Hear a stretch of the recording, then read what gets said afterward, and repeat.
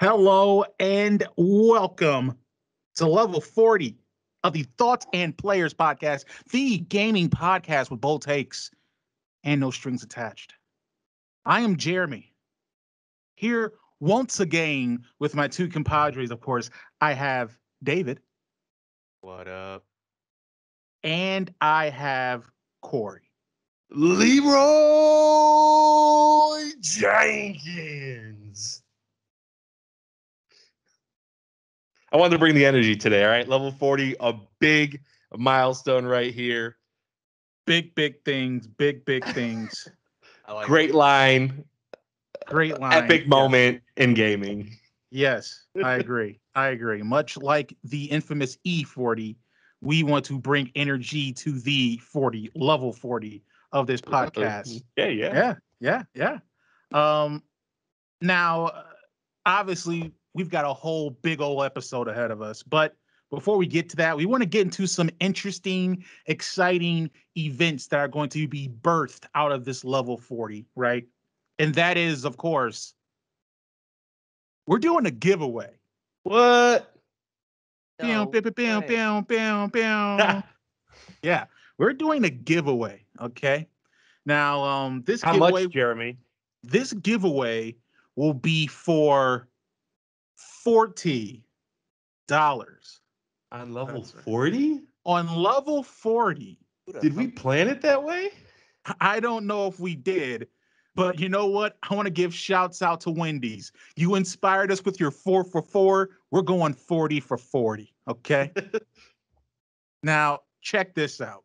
We've been discussing some things, commiserating, a nice big word that they say to do the exact same thing. And we've been trying to figure out what's the best way to reward our listeners for sticking with us as we hit the 4th decade-ish, in some sense, of this podcast.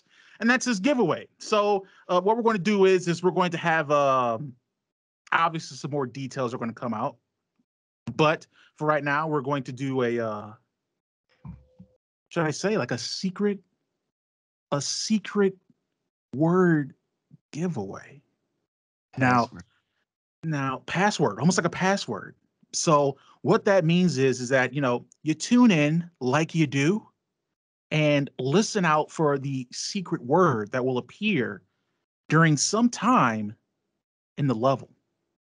Now, once you hear that secret word, if you're following us on the Facebooks, if you're subscribed to us on the YouTubes, each of those counts as an entry.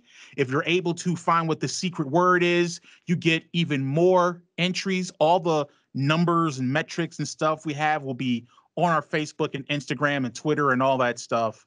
But you know, you can basically, if you do everything, if you're following us on all the platforms and you find the secret word, you tune in, you get the secret word, you get the maximum amount of entries, and that increases your likelihood of getting that $40 prize. Now, Cory, I want to ask you a question about this $40 giveaway. Yes.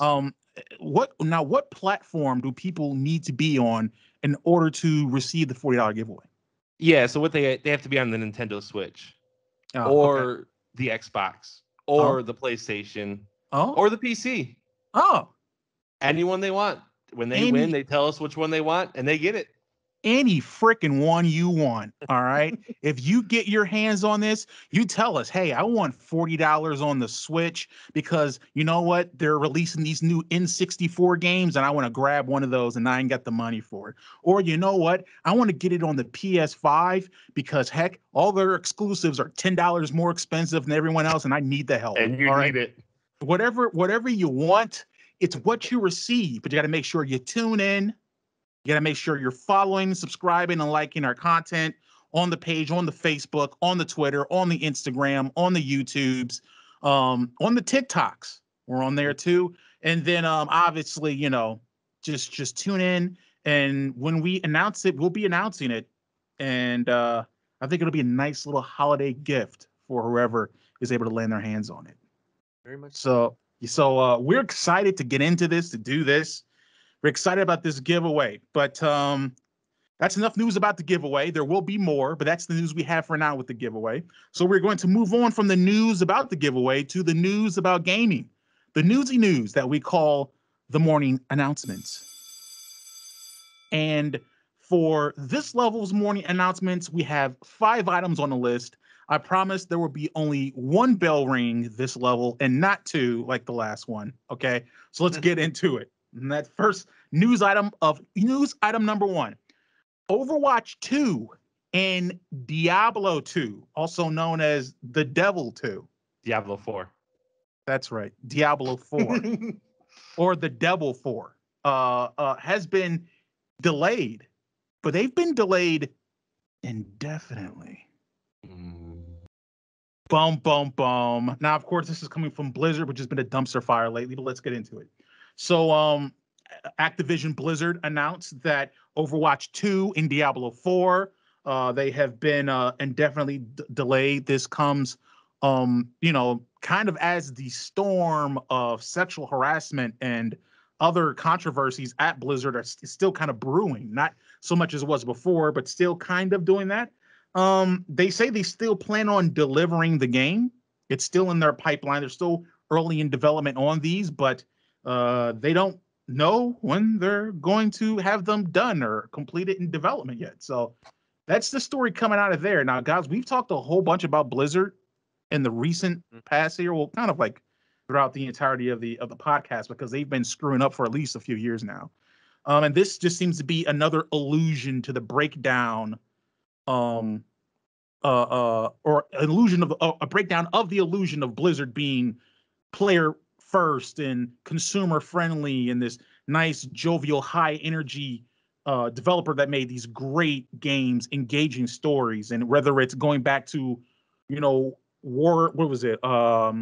Warcraft 3 Reforged and that whole thing, whether it goes back to the whole incident that happened with Free Hong Kong and how they handled that. And then obviously with this stuff, it seems like they can't get right. We have another story that will also continue that theme, but what do you guys take away from this delay? I just think it's kind of hitting him hard now. Everything coming out and this getting delayed indefinitely. Like you said, they're still working on it. Like, I know the Overwatch 2, there was claims of it maybe coming out in 2023, and they're like, no. So we're waiting at least 3 more years for that. But I think they're just actually feeling repercussions of how they've treated their workers there. Yeah, I didn't know these had release dates to begin with. I know Diablo 4 didn't, right? Like, maybe, I don't even think it had a year. So, like, the Diablo 4 one really doesn't mean much to me. I know it'll come out when it's ready. For Overwatch 2, that's very surprising. Like, the thing is, Overwatch 2 is not that big of a step up from Overwatch 1 from what we've read, right? Like, they're adding, like, story-based missions, but it's not like a single player. And it kind of continues along Overwatch 1, a lot of the same heroes, couple new ones, a couple new maps, and a couple new modes. But that's not like something's happening in that studio, because this should not be a game that has to be, you said, David, 3 more years. Like, no, it should be a year or 2. And it's been announced now for over a year. So I don't know. It's Overwatch 2 is very surprising. Diablo 4, like I said, I didn't even know they announced the release date, so I'm not surprised at all. Yeah, it's interesting though. If you think about, like, they've had in some way, shape, or form recently a fumble with every single major IP, right? Right.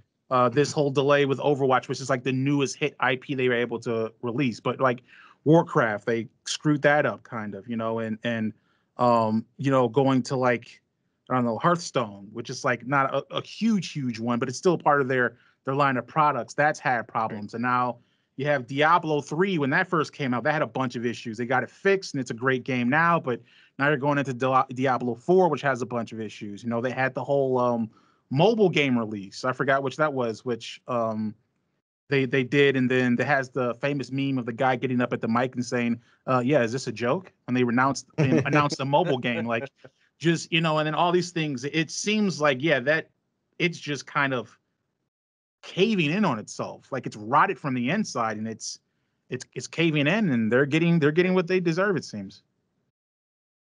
Yeah. That brings us to news item number 2, which is Blizzard studio co-head announces leaving the company. after joining it not so long ago. Now, I was trying to see here exactly. I think is it their chief legal officer, I believe, Claire Hart, is leaving the company. Quote, I mean, she's been there for a while, but I guess she just had recently stepped into the position of being chief legal officer. And she said, quote, the past 3 years have been full of unexpected twists and turns, but I feel honored to have worked with and met so many great people at Blizzard and across the Activision Blizzard businesses. And then, of course, reading this off The Verge, they think she may be alluding to the series of legal troubles they've had. I would say that it would make sense with everything going on that their chief legal officer would be leaving. Because if I was the chief legal officer at Activision Blizzard, I would be like, this is a nightmarish hellscape of which there seems to be no escape from. So I'm just going to, hit the eject button and just Medal of Honor airborne parachute myself out of there. But I don't think that's surprising based on the conversation we were just having. You're going to have that attrition. Right. People are going to leave, whether it's in C-suite positions like this or in the other lower creative positions. It just seems like it's a matter of time. Oh yeah. Yeah, good career move. That's all I got to say about it. Jump before the ship sinks even more. Right. Very astute. Yes. Right.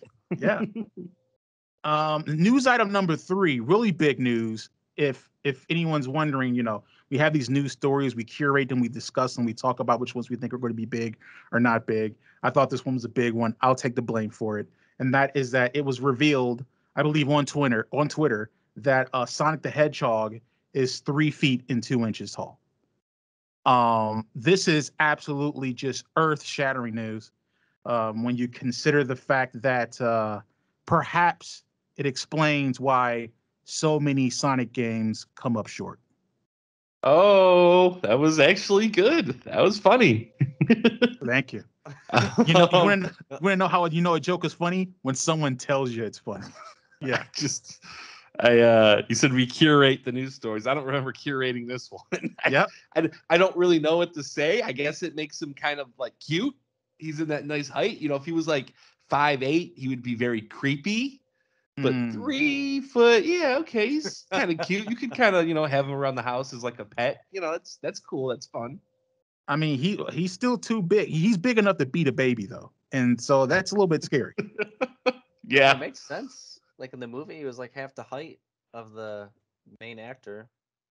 I feel like Sonic 06 though, he was the same height as like the princess. Yeah, that he was trying to get with. That's a whole different Sonic. So yeah. I don't know. Yeah, it's just Sonic. Maybe they have some issues, man. Maybe, perhaps. But I don't know. Yeah, maybe it's Benjamin Button's thing all going on. As he gets older, he gets littler. No. News item number 4. Take-Two. It's canceled a unannounced $53 million game project that was being developed by Hangar 13. If you guys don't know or remember who Hangar 13 is, they are the more recent developer of the Mafia series. They developed Mafia 3. They also did the remake of Mafia 1, the remasters of Mafia 2. So I mean, they're mostly known for their narrative chops. They do some great storytelling there. Mafia 3 had a bunch of gameplay mechanical issues and that story there. But yeah, apparently they had a project they were working on, $53 million. Take-Two's like, no, this ain't gonna work. That's an insane amount of money to just say we lost it. Yeah. And but I guess they can afford to do that over there at Take-Two, right? They own 2K, a couple other things. They got money rolling in, financed by stupid, video or stupid sports gamers. So they got money they can make it up, but that is quite surprising. It's quite surprising that Hangar 13 is the development studio that got canceled on too, because they're pretty quality, As I say, then the Mafia games, weren't they pretty good? Didn't you play them? Yeah. The Mafia 1 remake was fantastic. Mafia 2 remaster. I mean, it's a remaster, but it was good. Mafia 3 narratively was really great. Buggy, a lot of issues there from a technical standpoint, but there was still the decent bones of an open world game there. And it has me curious as to whether this was another Mafia game. Is that what you think it was? I don't know. The part of me thinks maybe not, because I would think that once they wrapped development on Mafia 3, they probably got started on the remake of Mafia 1. Okay. And if they have part of the team working on the remake of Mafia 1 and then the remaster of Mafia 2, I don't know where they would have space or time to work on an unannounced game, but it could have been part of the Mafia series. It feels like, but I feel like if you're going to cancel 53 million, that you probably do that on a new IP you're not sure of. That's what I was going to say too. Like Mafia feels like too sure of a bet. Yeah. Even if it's not a great game, it's going to sell. If it's Mafia 3, you pump it out, Yeah. But like a new IP, you see the results. You're like, this thing is just all over the place. We don't trust it, So that's my guess too. New IP, but it's a shame. Like you said, Rockstar can afford it, but it's got to suck for the employees that put all that time into it. $53 million worth of time and just nothing to show for it. In 10 years, we'll get pre-alpha gameplay footage of some really cool game that they were making and just never came out. Right. Exactly. Yeah, it's interesting though. And then news item number 5. I'm gonna close this out by talking about something that's getting closed down, and that is Harry Potter Wizards Unite. Thank the Lord. Niantic is shutting down Harry Potter Wizards Unite. It is essentially a Pokemon Go clone, but based in the Harry Potter world and lore. They got started developing it I think they released it in 2019. They released Pokemon Go in 2016, which took over the world. That moment in time is crystallized in my memory because of how crazy everyone went with that. Harry Potter did not have the same effect because, of course, it's not as great of an IP in my personal opinion, and it doesn't lend well to augmented reality, at least the way they were trying to do it. But yeah, they've announced that they're going to have some narrative conclusions to the game, but that they're planning to shut the game down next year in January 2022, I believe. So guys, did either of you ever played Harry Potter Wizards Unite? What's your thoughts on it? I haven't, and even the people I know that love Harry Potter didn't play it either. Yeah. Yeah, I really like Harry Potter. Never touched this. And the reason is because Pokemon Go is so perfect for that augmented reality. It is tailor-made for that type of game. And Harry Potter is just not. I think if I remember correct, it was about catching, fantastic beasts, which are definitely not the star of the Harry Potter world. Right. The Pokemon are the star of that world. The creatures are okay in Harry Potter, but it's definitely not the main course. So right. Yeah. Yeah. Makes total sense to me. But they got Harry Potter World they opened up. They'll be all right. Mm-hmm. That's it. Is it for the morning announcements, which means we're going to move on to the roundtable, where we have a singular topic of discussion that we discuss. And for this level's roundtable, we are going to divulge information about our favorite video gaming franchises. Now, of course, we all have our favorite games, and the game may be within the franchise, but it also may not. Okay, and that's the really pivotal thing here. I know some listeners may be listening to this and think, "Oh, I got these guys pegged. I know exactly where they're going to go with their favorite franchises." But maybe you don't. But maybe you also do. We're going to find out, okay? Let us know. Let us know, okay? So yes, favorite franchises. Do I have anyone that wants to step up and offer their favorite franchise first, or shall I go with what I think will be probably an obvious one? But what do we want to do here? We're going from 3 to 1, correct? That's the way you do these kind of lists. Just want to confirm.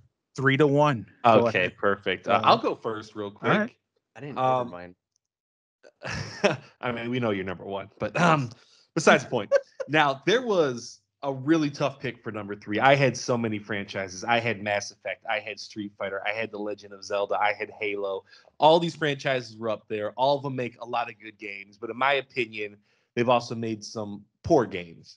And I wanted a franchise that was strong throughout. And now this franchise only has 2 games, but I consider both of them masterpieces. And that is the Bayonetta franchise. Like I said, maybe Legend of Zelda has a little more pluff to it, Halo, but I love the first 2 Bayonettas so much that it gets me so hyped for Bayonetta 3. I will be there day 1 for Bayonetta 3 because these are, in my opinion, the greatest action games of all time. The action is so fluid, so fast, so fun. It takes really good reflexes. It takes skill, and you build that skill up throughout the game. Bayonetta is an amazing protagonist. She is kinky, funny, hilarious, real sexy, but not in like a weird way. It's just her personality. And she's a really, really great character with some wacky stories that I really love. Bayonetta, my 3rd favorite franchise. Cannot wait for Bayonetta 3. Yeah, nice. I was surprised. Like I said, I was thinking Zelda, but there's so many Zelda games I just haven't completed or just really didn't get into. It's like, right. Yes, the strength of my favorite 2 Zeldas outweigh Bayonetta, but still. Yeah. I understand that. David, you want to go, or are you still kind of sorting? Yeah. Oh, no, okay. I think Twisted I got it. Metal. So, number 3 is actually surprisingly the Last of Us series. Nice. Now, it only has the 2, but I absolutely love the 2. I have put so many hours into the first one. I only played the second one once because I don't own a PS4 myself. But they just took over my world for a while there. I liked The Last of Us more than Resident Evil at one point. That's how much I was into it. And just the 2 games that they've made, the stories that it's told, is just simply amazing. I know you guys don't agree, but I definitely think it deserved the Game of the Year. And I liked it. I know. But you guys, up in the air. I know Jeremy disagrees, but yeah, just I don't know if we'll ever see anything for it again, but I only hope there's more. That's my number 3. Great pick. 2 masterpieces as well, in my opinion. Yeah, definitely. Yeah, Jeremy agrees. I do agree. Yeah. Oh, okay, there we go. Yeah, I guess this is where I really have a conversation with myself and let my nerd flag fly. So, the number 3 game for me, as far as favorite franchises, is going to be the Total War franchise. If I have to be specific, I'm going to go the Rome Total War. There's 2 of those. They recently did a remake of, or a remaster of the first one. They released the second one in 2013. They're still up to do some more of them. But I absolutely love the grand strategy game of those, building up the armies, commanding armies on the battlefield, building up these lineages of families and this family tree and seeing how it grows, having to have political battles and spars with the Senate in Rome. And so you eventually am able to come back and take over Rome and own it yourself. Of course, when I play Rome Total War, I am always the House of Julii. I am never the Scipii or the Brutii. I am always the Julii, always waiting to roll that Julius Caesar so I can go conquer Gaul. That's how I nerd out. So absolutely number 3, Total War series for me. Nice. Yeah. So my number 2, guys. Now, my number 2 probably has as a franchise the most hours out of any games that I've played, and I give it a lot of hate now, but Pokemon. I give it so much hate now, but that's because I expect so much more because I grew up with it and I want it to grow up with me, and it just hasn't. But for that 15-year period of Pokemon Red all the way up to say I would Pokemon X and Y, I would put multiple hundreds of hours into every version of the game. And there's just something about collecting those creatures, evolving them, training them, going through the same 8 gym badges and the Elite Four. And the world is without real peril, you can enjoy the world. It's nothing groundbreaking where it's oh man, something's going to get utterly destroyed and it's hopeless. And it's just about having these creatures that you catch and you grow to love. And I just love doing that. I love seeing the different Pokemon they bring out each gen and seeing how unique they are. And I just wish I would find that love again. I think maybe with Pokemon Legends Arceus, I might find that. But for now, it's number 2. Maybe it gets back up there. We'll see. I would say that, at least for me, like Pokemon feels like home. Yeah, right? It really does. It really does. It's a good choice. Yeah. Like I spent hundreds of hours on multiples too, and then collecting all the Pokemon cards and the Pokemon stadiums. Yeah. Like that's a great answer. Thank you. My number 2, I'm gonna get you off gear, but it's the Titanfall Apex franchise. They go together, lore wise, stuff like that. And there's not a game from that franchise that I haven't liked yet, so that's why I picked it over the Twisted Metals, and then I still play them quite often, at least the Apex. And just Titanfall got me away from the Call of Duties when they started getting really bad, and I think that's what sold it for me.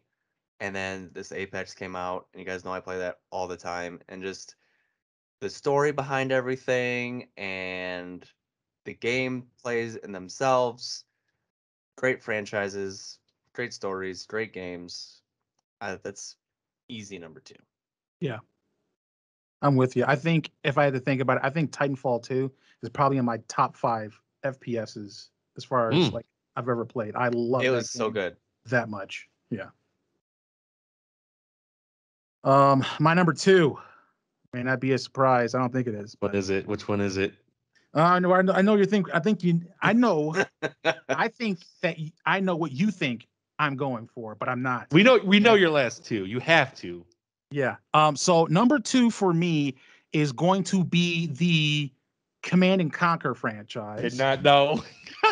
And if I had to be specific, I'm going to say the Red Alert franchise.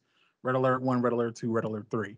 I love real-time strategy games. The very first PC game I played was Total Annihilation, and it evolved from that into playing Command and Conquer games. And I played everything from Red Alert to Tiberium Sun, original Command and Conquer, all of those. I absolutely love them. Those games, like I said to Pokemon, feels like home because I have such a long history with them. Yeah, I'm absolutely love the franchise still. They did the remaster. It looks good. Hopefully they make more, but they might not. They may be dead. I don't know. But I absolutely love it. That's my number 2. Command and Conquer. Very, very surprising. Yeah. I want you almost to do your number 1 right now because I didn't know what got left out. David, a series got left out, man. Him. Yeah, maybe, but like it's either Elder Scrolls or Civilization. Which one got left out? Oh, that's very interesting. Nice. It is. I don't know. We'll find out here. I'm gonna jump to my number 1. Okay. So this was a very easy number 1. It's Super Smash Bros. I get obsessed with this game before release. I just get on all the forums, all the boards, and I just want to soak up as much info as I can about these games because I love the love that goes into them by Sakurai, the director of these games. He's put so much into these games over the years that fans obviously don't deserve. There's 80 characters in Ultimate, 100 different stages, 1,000 different stickers. The music alone in those games, you could buy that game and just use it as like a track to listen to the all-time best music in gaming. There's so much love, heart, and the gameplay is just fun. They did something in fighting games that I don't think a lot of other people have done. Because you take like a game like Mortal Kombat or Street Fighter, you can play that and you can button mash and that's fun. But Smash Bros, you can be good at that without really learning combos. There's really not too many combos that you learn, and it feels like it's just so accessible for everyone. And you can take it as far as you want. You can become a really good player, but then you can sit down with your little cousins and play with items on and a wacky level and still just have as much fun. And I just love the characters. Obviously, it's Nintendo, and with Ultimate, they've added all these great third-party characters. I think it's the best franchise in all the gaming. I'm really sad Sakurai has stepped down from that. But number one for sure, Super Smash Bros. It's a great choice. Thank you. To me, that game epitomizes easy to learn, hard to master. Because it's really easy to learn how to play it to a point where you can enjoy with people. Super difficult to master it like these competitive Smash players and be able to go on and compete. It's ridiculous. Right. Yeah, I haven't played the new one still yet, but I played the crap out of the original, the crap out of Melee. Amazing games. Just like my number ones. You'll never guess. Because it is, in fact, Resident Evil. What? What? No way! Like, come on, man. I got 2 tattoos of it. I have almost all the games. I've played it since I was like 8 or 7. I have a collection of like action figures and CDs, memorabilia, vinyls, replicas of like the star badges. And despite not liking 6, I've liked every other one that I've played. I've liked the side tracked games like Revelations and Outbreak and Survivor. And I've liked all the rest 1 through 5 and 7 and 8, 4 being my favorite. And there's just so much passion and like story in these games. Even if you don't like one, you can like another, and they're not exactly the same. 2 is different from 4, is different from 5.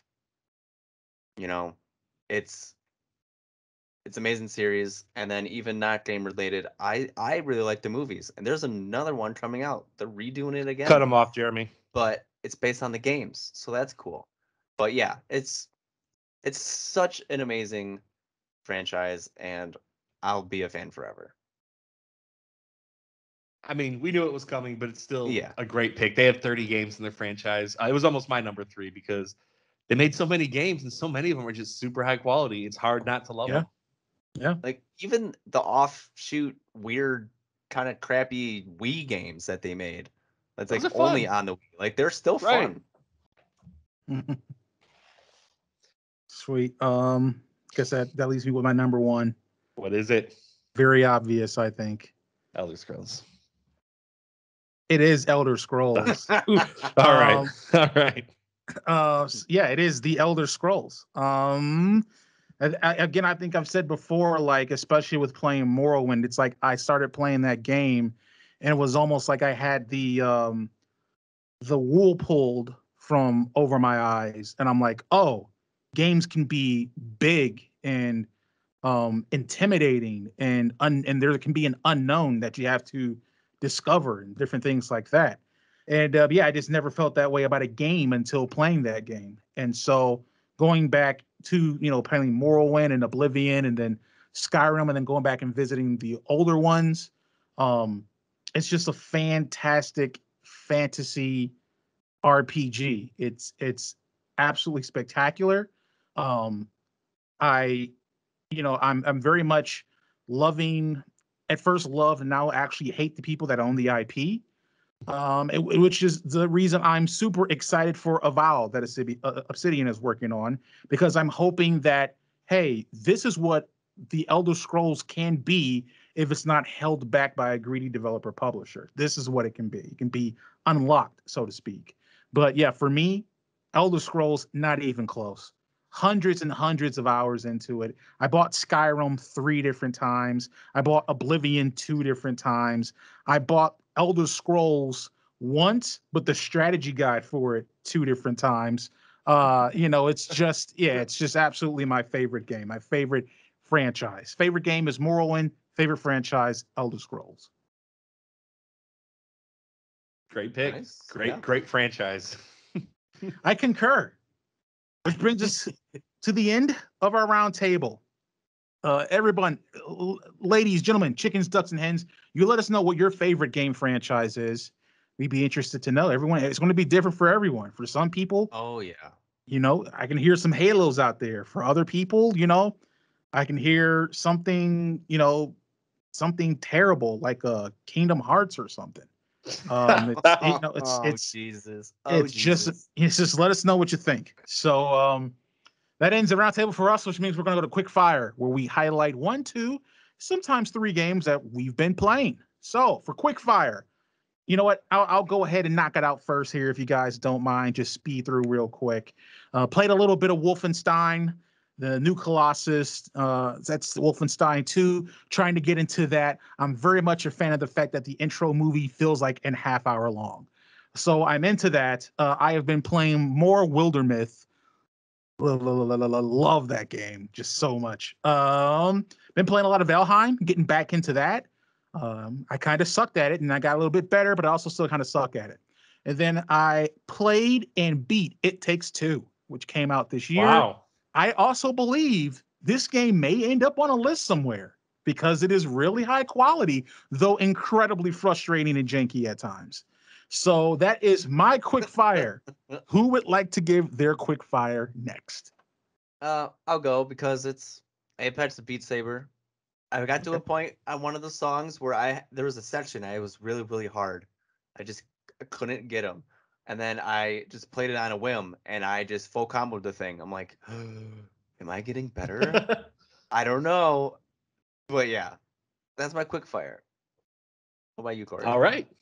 Yeah, I've got 2 new games. I have Demon Slayer, the Hinokami Chronicles. Now, Demon Slayer is an anime, and it looks beautiful. It looks just like the anime. The anime is very beautiful.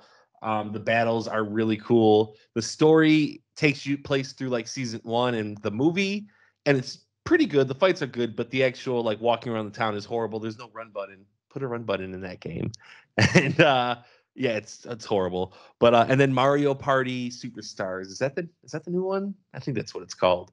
Mario Party Superstars. Yeah. So that's the newest Mario Party that just came out on Switch. It takes a lot of the older Mario Party games, like the top 100 of them, through like Mario Party 1 through 7, I believe. And they take the best and they put them in the game with the 5 different maps from those games. And it's a lot of fun. Been a great time. It has full online play, so you can play full games of Mario Party with 3 other randoms online, and you can also just do the mini games online, which makes it probably the best Mario Party ever, I would say. That's 98%. Honestly, games. It's yeah. So yeah, those are my 2 quick fires. Sweet. Well, that means we've reached into the first half of level 40 of Thoughts and Players. Secret code. We're going secret to codes. Go ahead.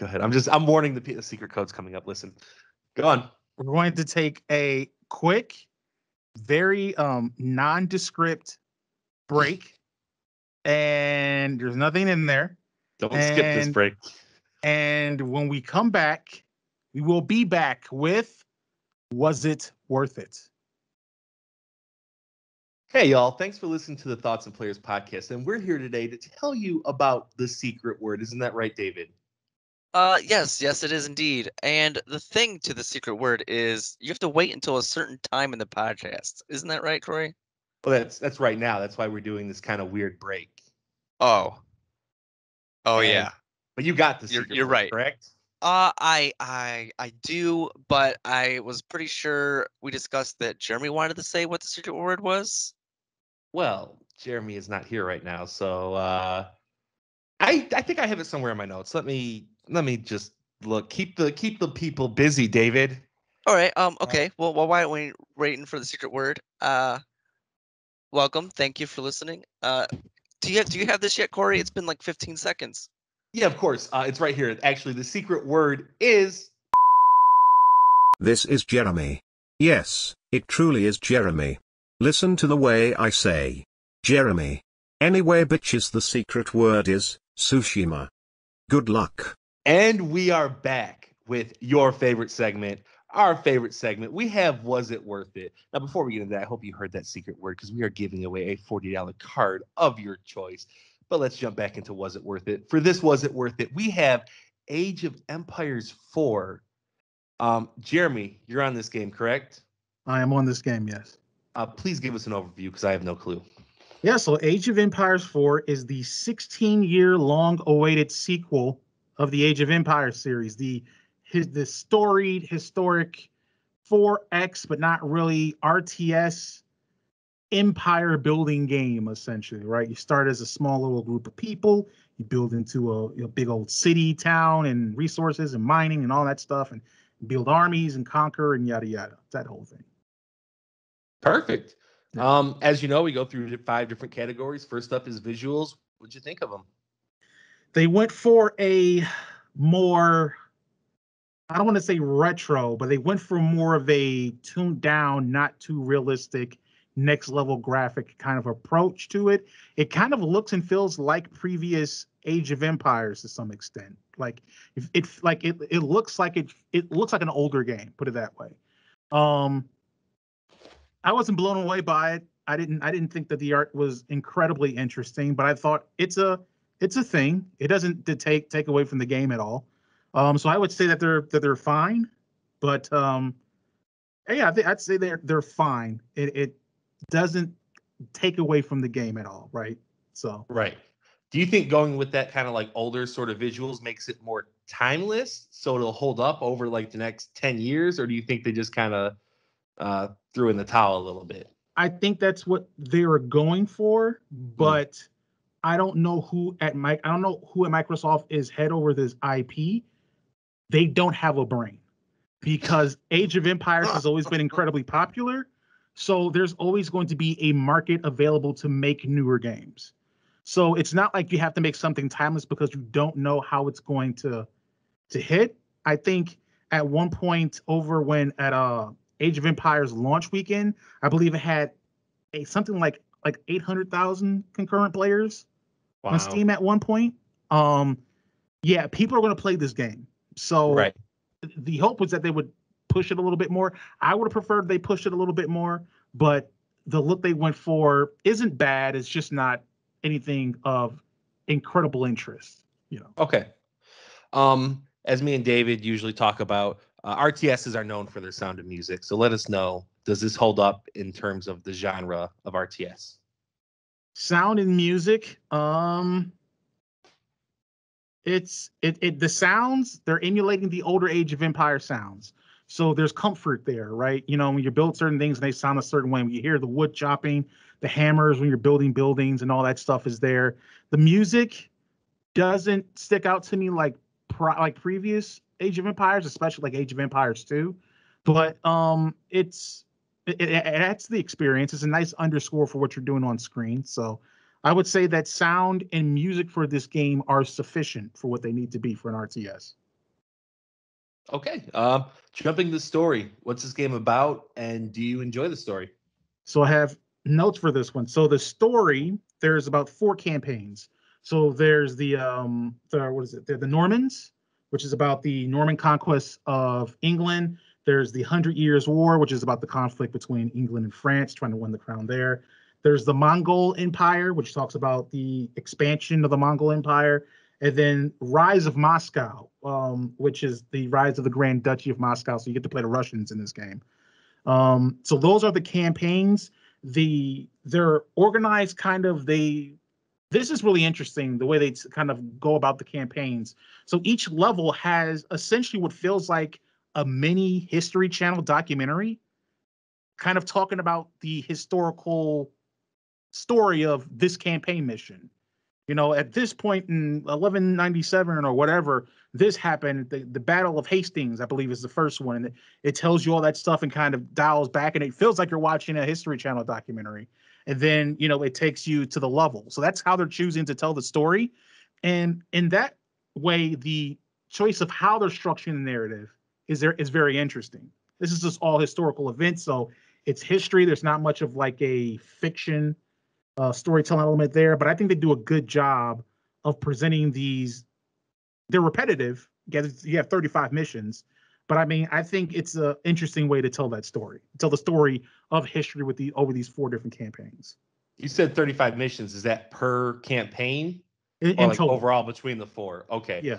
And with this story, is there any sort of like alternate history at all? Like you said, like the 100 Years' War. Like, can you pick the losing side and like battle with them and win? Or is it just a straight up, we're recreating history here? Right. Unfortunately, you cannot do that. It's not, if you had the ability to manipulate history, like, I can't believe I'm going to say this, like a Dynasty Warriors, right? If you had the ability to manipulate and change who became the daimyo or the leader or the king or the emperor or whatever, but you don't have that. This is more so. This is how story went. This is how history went. You're going to play out history. Okay. Fair enough. Technical aspects. How's this game been running? Any glitches? Any drops? Anything like that? Right. So from a technical aspect, one thing that this game has done is prove that Xbox still has some work to do with the launcher, because there was some issues with launching it at first. Eventually, it seems like it's okay now, but there were some launch issues. I haven't really had a lot of issues with glitching though, so I think I'm okay there. I'm running it on a 1660, so I haven't had any issues. And based upon the visuals, I would think that that also maybe have been part of the allure of going with something like that. I would imagine it's a little bit less demanding on the graphics card. Okay, awesome. So you don't expect any future technical difficulties, just the normal, hey, launch. Well, I expect technical issues in the future because they're going to patch something and break it. But besides that, I don't anticipate there being like anything like that. I'm sorry I asked. Now, the most important aspect of any game, the gameplay. Jeremy, break it down for us. Let us know if you like it. Yeah. The gameplay for this game is really, really good. And I don't like it. So let me go on to explain that. Explain yourself. So this age, I'm just gonna call it AoE 4. You know, like other previous AoEs, mostly AoE 2 is kind of seen like a competitive RTS. You guys think of competitive RTS, it's like the most popular one is going to be like StarCraft 2. Mm-hmm. But you know, there's Warcraft is kind of there too, and AoE 2 is also a part of that. AoE 3 was a little bit different, not as competitive, or it didn't lend itself that well to it. AoE 4 lends itself better to competitive RTSs where you have a certain strat that you have to employ when you're going into a mission essentially, or a session, right? Even now with the single player game, that's not so much. The CPU seems to take a little bit easier on you. That's mostly important when you go into multiplayer matches, again, being competitive. That also becomes the case if you're playing the computer in skirmish. So one thing that I noticed was that, in previous AoEs, you could sit back, you could build up your resources, build up your town a little, build up your defenses, and you're good to go. With this one, it's pretty much like you have a certain build order you have to go by. So your town starts with, let's say, 6 villagers and 1 sheep in a town center. Okay, all your villagers have to be on the sheep. That's how you get going. Then you gotta start pumping out villagers. Those villagers have got to go on the wood immediately. Then your scout has to start bringing back more sheep, so that way your villagers can go on the sheep. Then you have to build this building, and this building. So it's like, well, wait a minute. Maybe I don't want anyone on sheep. Maybe I just want to start farming already because maybe I'm a pacifist and I don't like killing sheep even in video games, right? But that kind of various different approaches aren't able to be used because the game so wants you to have a specific build order that you go in to at least begin the game, and that gives me StarCraft 2 PTSD. That's why like I don't play that game as much, because you have to, your first 3 to 6 minutes of the game, and you'll read reviews and everyone says like, yeah, it'll be different depending on what civilization you are. Yeah, in the late games it is. But everyone's first 10 minutes starts exactly the same because it has to be the same, because that's the way the game wants you to do it. So wasn't a big fan of that, not a big fan of that. As I said before, when I play RTS games, the thing I like to do the first to learn the game is to play skirmishes. So I jump into skirmishes. I'm doing all of that. I'm also taking the tutorials. Art of War tutorials is what they call them. They're in AoE 4, but they were also in the definitive editions of the other ones they made, so you can learn the game. And in that way, the gameplay is accessible. Look, I'm not saying, oh my God, it's super difficult. You can beat them, right? The computer's going to start harassing you 3 minutes into a game, but you can build up an army, or you can build up defenses to curtail them, and you can win. They're not difficult. The game's not hard. The game is fairly accessible, but it kind of is in that arena of competitive RTS where I like something. Again, I mentioned my third favorite is Total War, right? Like I like something where there is a certain strategy you can take to Total War, but there's not everyone's first 10 to 15 to 20 turns doesn't have to be exactly the same. It can be whatever you want it to be. And so that's a little bit of frustration with it. Also, again, the single player campaign, it's not really hard or competitive at all. So there's really no challenge there. You have to go multiplayer. And if you're someone like me that prefers to play single player compared to multiplayer, that presents an issue. To me, that's not a great value perspective, even though most people historically have found a lot of value in the multiplayer part of AoE. So that's another thing where it's kind of like, I don't know. But yeah, as far as the gameplay, it gives me that StarCraft 2 kind of feel where I'm like, I'm not really digging this kind of strict build order you have to go by before you're able to go and do a bunch of different things. Buildings are made on timers. So when you build something, or when you say, hey, I'm going to recruit a villager, it's going to take 20 seconds to produce that villager no matter what. So I was like, oh, Rise of Empires? No, this is Age of Empires. It's a little bit of a mobile game feel, right? So yeah, I would say that it's good. It's actually really good as an RTS. But it's kind of not my cup of tea. Okay, so this brings up an interesting was it worth it? Because you can realize that the gameplay is good, you just don't like it. So yeah, let me know, is Age of Empires 4 worth it? Or was it worth it for you? Retails at 60? It retails at 60. Okay, was it worth it? So for a RTS, old school RTS player that enjoys single player, this game is not worth it. It's not. Just go get the other ones.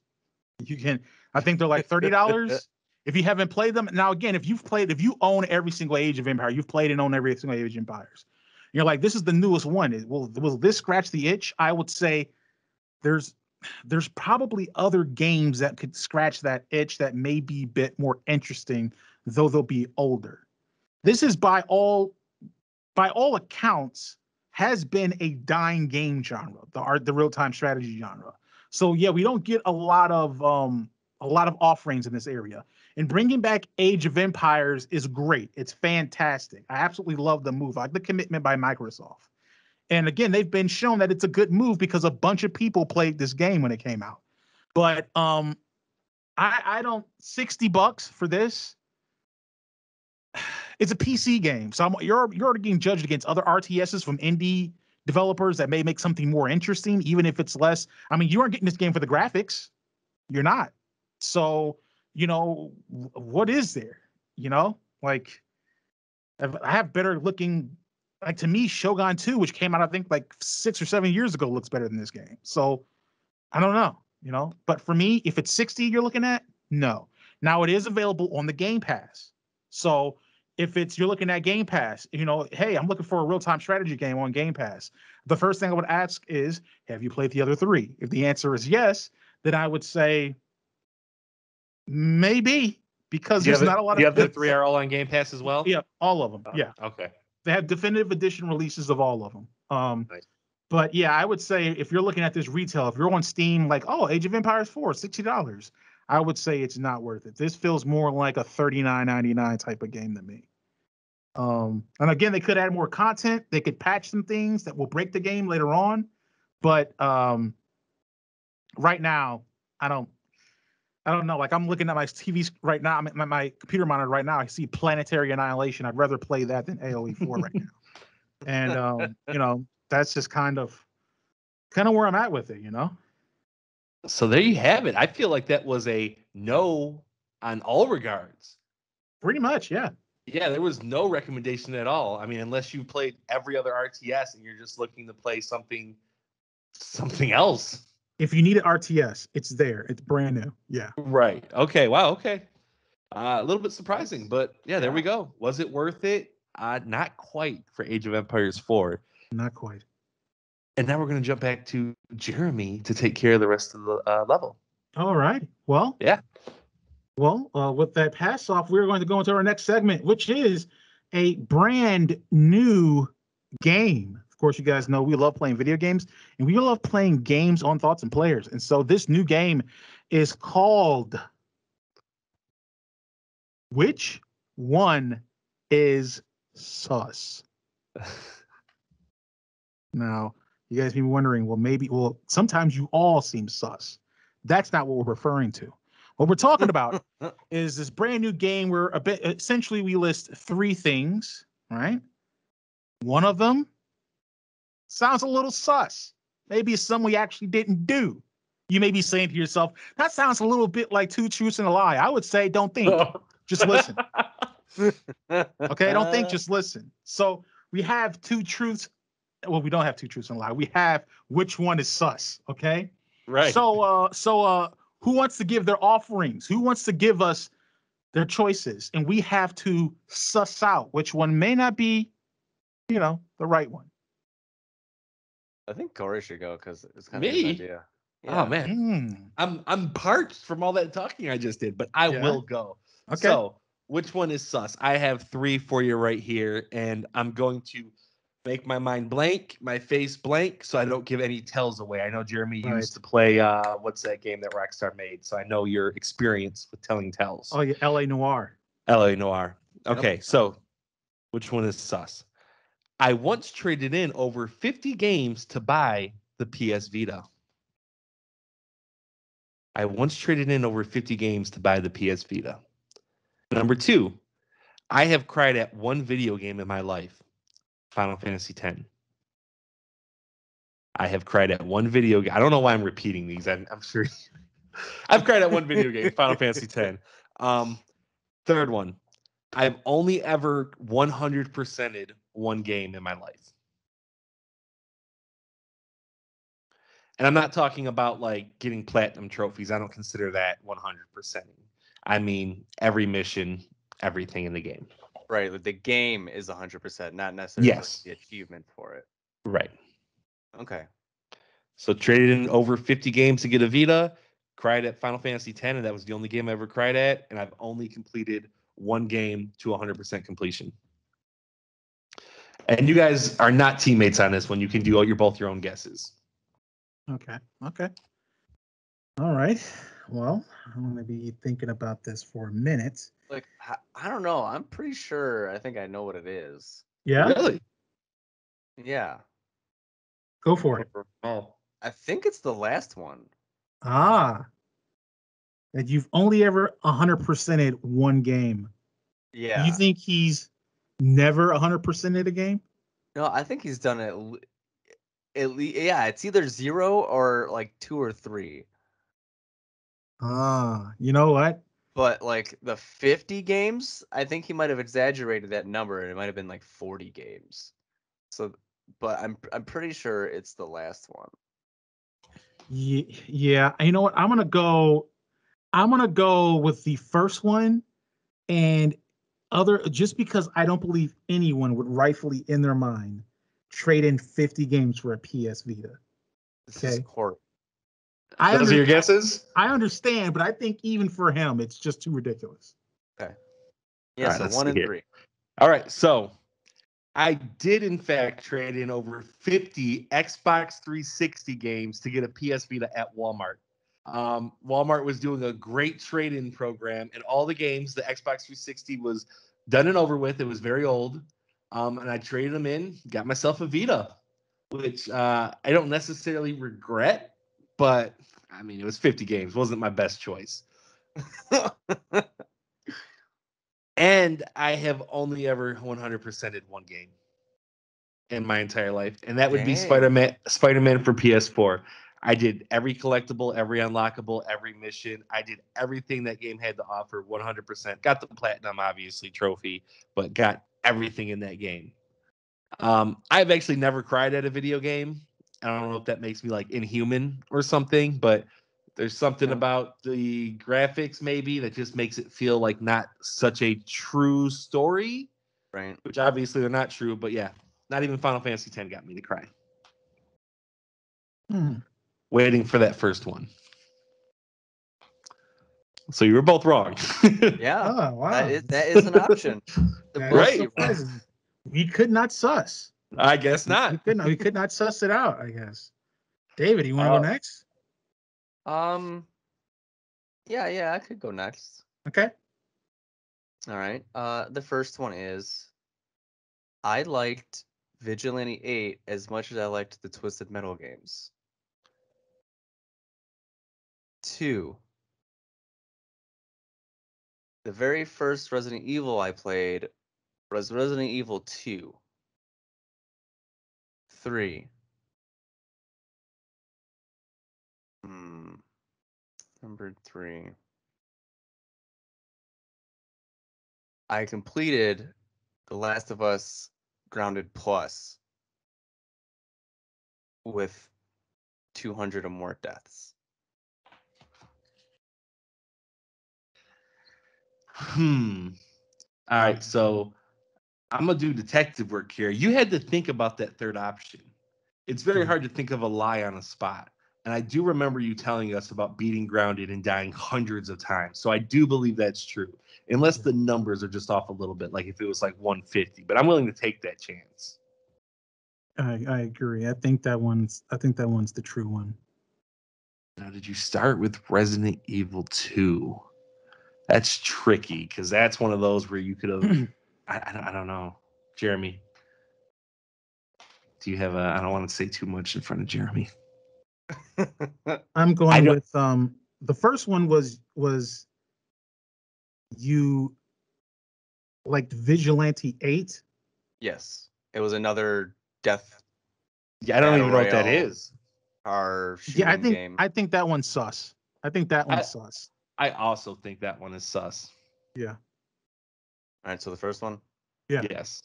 All right, so Resident Evil 2 was my very first Resident Evil game. Nice. Vigilante 8 was just as great as Twisted Metal. Oh, come on. How many deaths did you have? And I've never completed Grounded Plus. I've only completed Grounded. The details. The devil is in the details. That's true. Oh, man. There's a Grounded Plus? Yeah. That's true. I just thought you were adding plus to be fancy. I told myself I would just try it. I never even started it. Dang, okay. Wow. Shame. All right, let's see if we can. We're great at this game. Jeremy's sus. Yeah, but it's pretty good. I like this. This will be good on TikTok. Yeah. Okay. Ready for my three. Let's hear them. All right. Pressure's on. You got to trick both of us. Okay. The first one. I was banned from GameSpot.com for poorly rating Grand Theft Auto 4. I bought 2 copies of The Elder Scrolls Skyrim at midnight launch from 2 different GameStops. Why?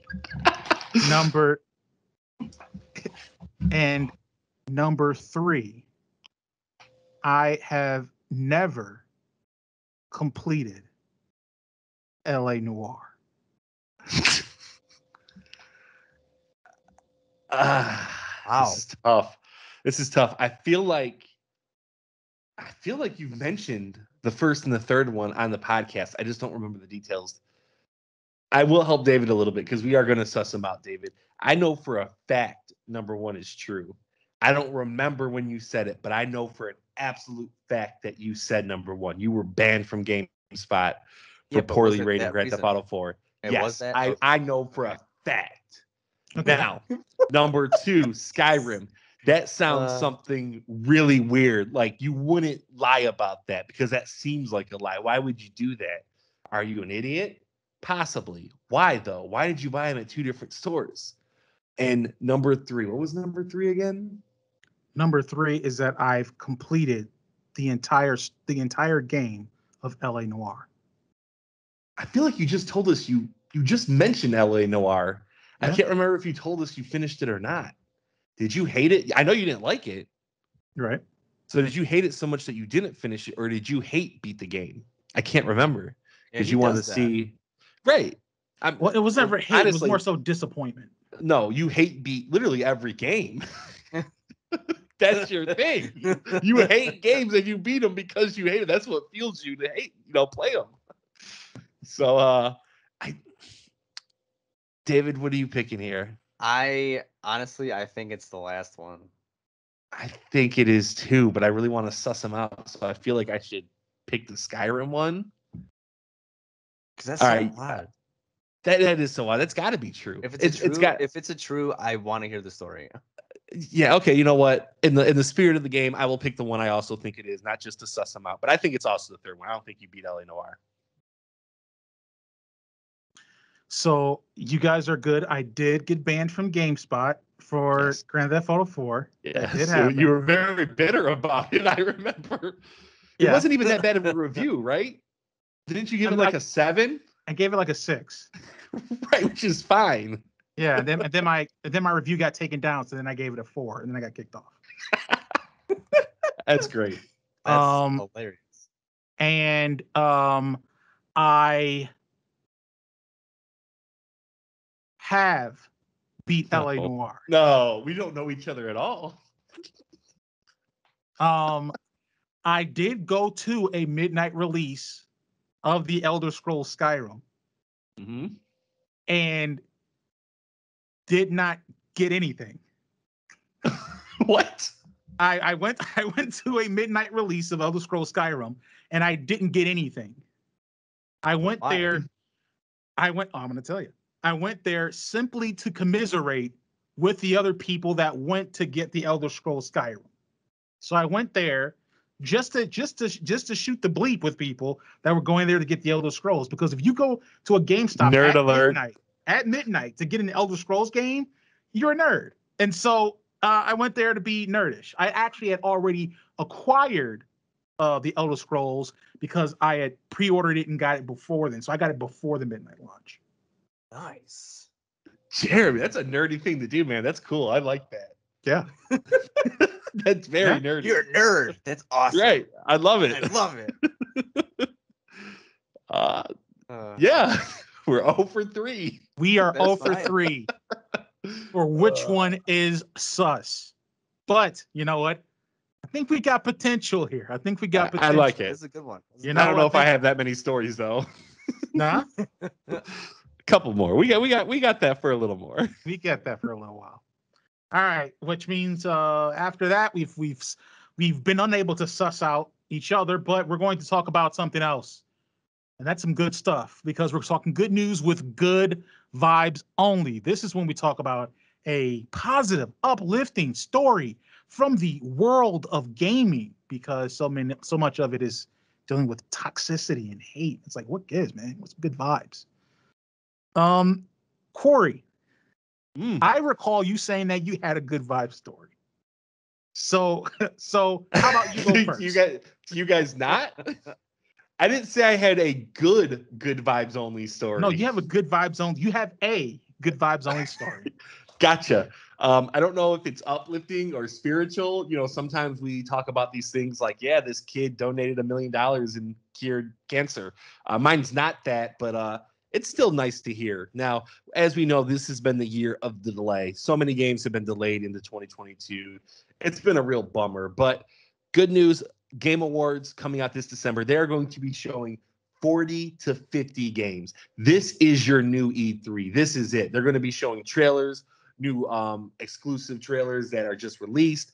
This is the event you want to watch because they're going to be showing off so many of those good games that are coming out next year. We are so close to 2022, the best year of gaming ever. I'm calling it. We are so close.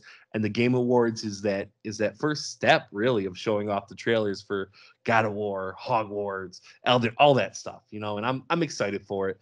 And it's just nice to know that they're going to be showing off so many. They said they're going to kind of scale back on the celebrities and the music and really get down to the games. Yeah, that's what matters, Yeah, exactly. I'm excited for it. I'm really pumped for it now. Yeah, I think it's going to be 40, 50. Yeah, I think it's going to be fantastic. That's going to be an event right there. Yeah. Oh yeah. Do you want me to go or do you want to go, Jeremy? You can go. All right. So when I was, scrolling through looking for something to say, I found this one, and it's kind of a selfish good vibes only, but so this guy on Reddit, he posted a picture of his computer that he bought, like the supplies and everything, and he's been saving and waiting, and he got like a 3090 and like just top of the line. Like he spent money on this thing, just saving and waiting, just to like spoil himself. And that's just to sit there and get all your supplies and like build your computer. Like I didn't build mine. I had my friend build it because I don't know how, and I know I'd break things. But like when you first get it together and you start it up and start playing on it, it's an amazing feeling. Like that's one of the things consoles don't have. You just open it, update it, and you're ready to go. But putting your PC together, setting it up, it's very customizable. I feel like that was a pretty good vibe for him, Good for that guy. Yeah. No, there's nothing like, like you said with consoles, you set them up, but when you get a new console and setting it, like just plugging it in, there's just something so warm feeling inside you when you start it up. Unless you're Jeremy. I hate this system. I'm sorry, Jeremy. This is good vibes only. I apologize. I apologize. All right, I'm sorry. It's good. It's good vibes. My good vibes is very specific, and it's about a game I've mentioned I've played before, Software Inc. I've put close to 200 hours into this game.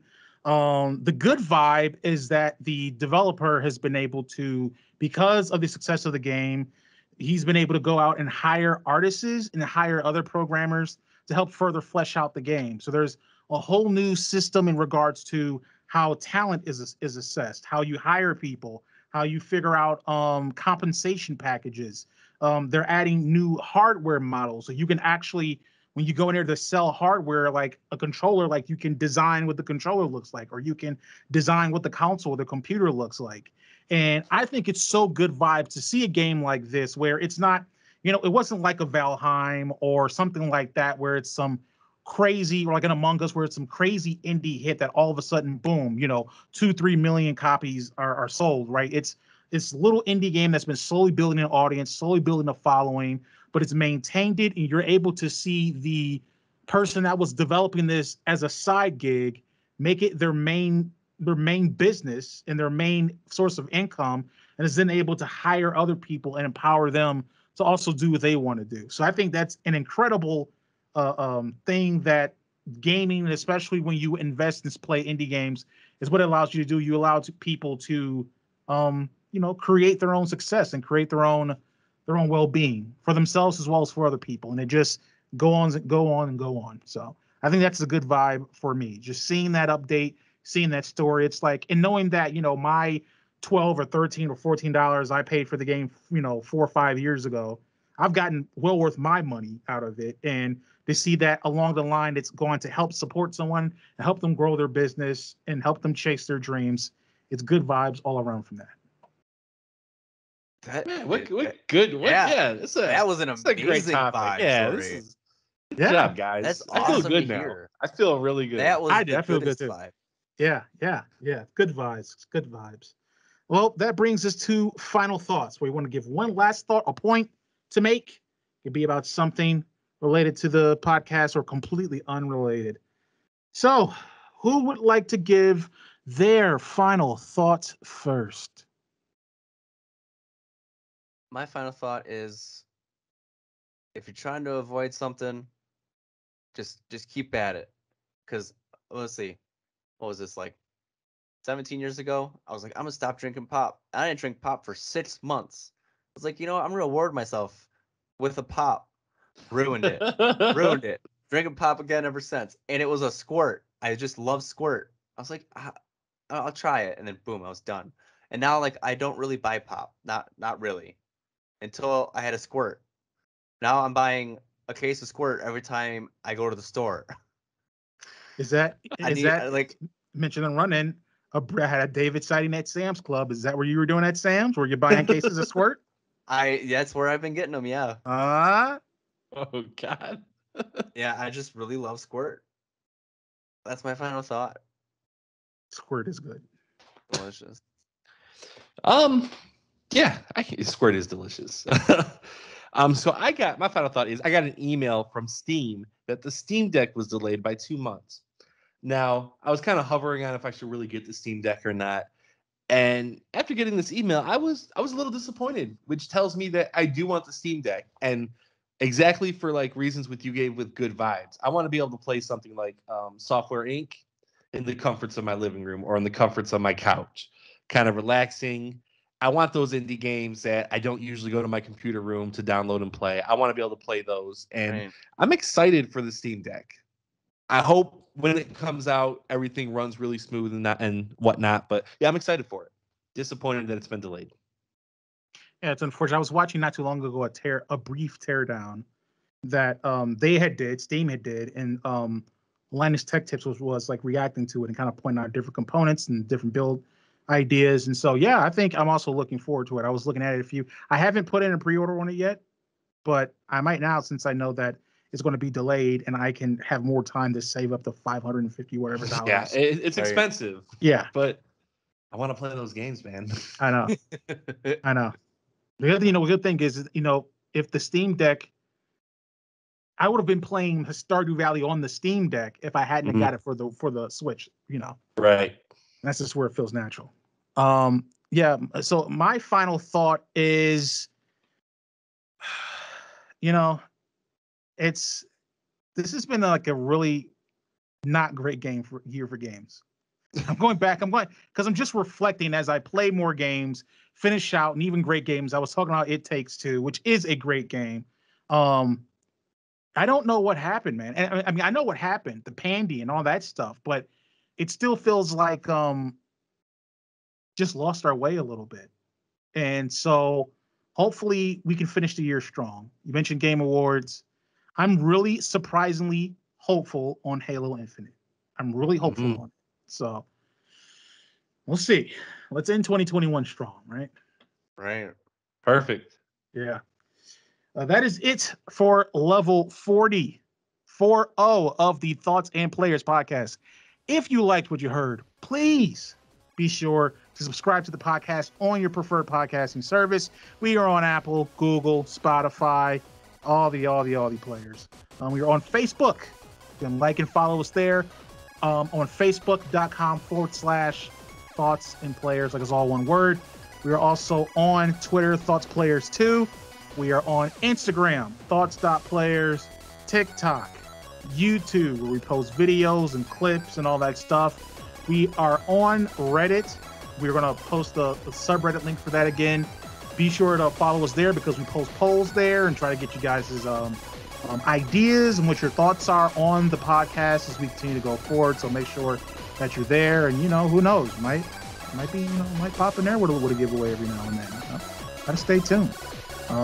But yeah, I want to thank everyone again for tuning in, and we will catch you on the next level.